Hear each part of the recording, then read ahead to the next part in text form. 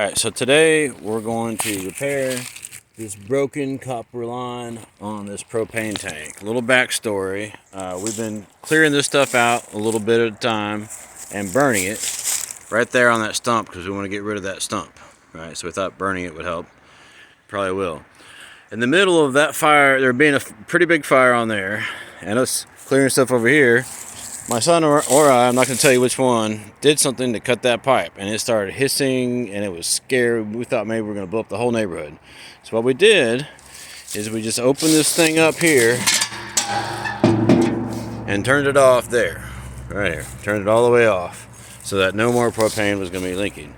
And so I called the propane company to ask them. I saw there's a really good video by Josh, I forgot his channel's name, and he used to show us one of these shark bite connectors, right? How to show us how to repair copper pipe. Also called quick connect coupling, I think. So I measured this pipe at a 1/2 inch.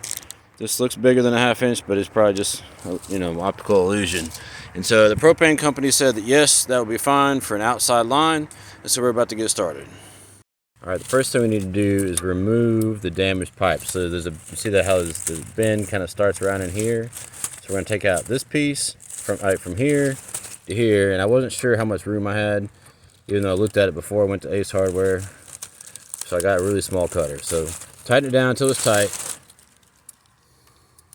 Maybe a little bit tighter than that. And we just turn it around. Hold on, I'm sorry, I'm doing this wrong. I need to put the pipe in here, and then so I'm going to move it down just a little bit so I don't have a cut in the pipe. It's a little bit tricky to do this one-handed. Austin's at school. It'd be cool if he was here, but he's at school and we got plenty of stuff to do, so I just thought I'd go ahead and knock this out. So, alright, we got it tightened down. It's on these rollers here. Tighten down just a little bit more because I don't want it to slip. And I think we got enough wiggle room to where cutting this piece out won't be a problem. So now we just turn this around. It's starting to loosen up, so tighten it a little bit more. Turn it around again. Starting to loosen it up a little bit more, so tighten it again.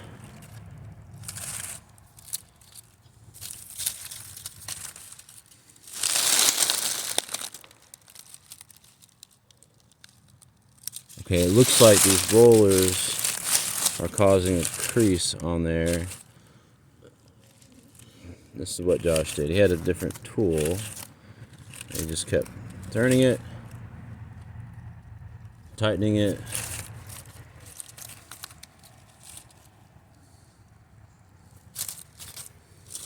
Until it snaps. So I'm going to try to snap. I got to use both hands.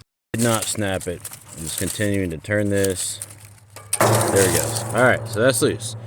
So now we're going to do the same thing with this piece of the pipe.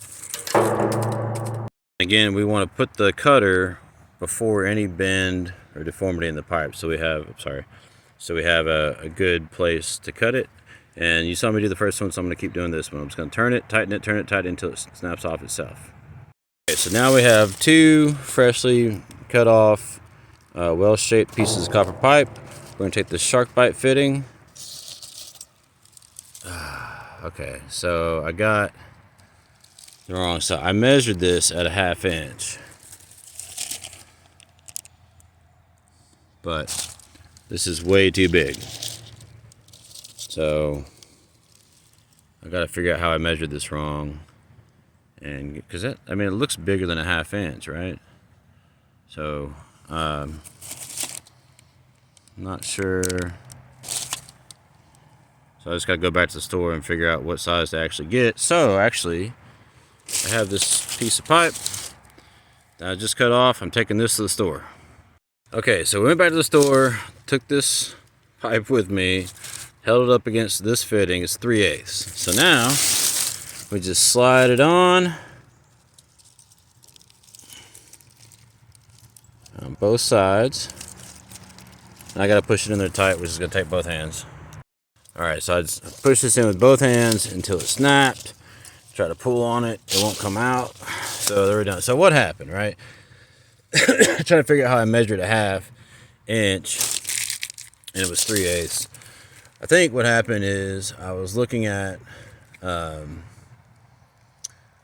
centimeters, and so like if you figure 2.5 centimeters is an inch, and then this is 3/8, which is a little bit less than half of an inch. Somehow I just looked at it wrong. But now we got this. So what we're gonna do is turn the propane on, make sure it doesn't leak. Oops, turn it on. Now, I don't hear anything, right? We're also gonna come over here and look at this gauge here. And we're gonna look at it for a while and make sure that it does not move. Another thing we could do is put soapy water on the pipe. Let's see if there's bubbles. Alright, it is not moving. I'm going to come check this in a little bit to make sure it hasn't moved. Thanks for watching and being part of this adventure at Austin and Daddy Doodle Doo. We're hooking our propane back up so we can have heat until we get our wood-burning stove plumbed up for the vent and then the intake and then vent air. Have a great day.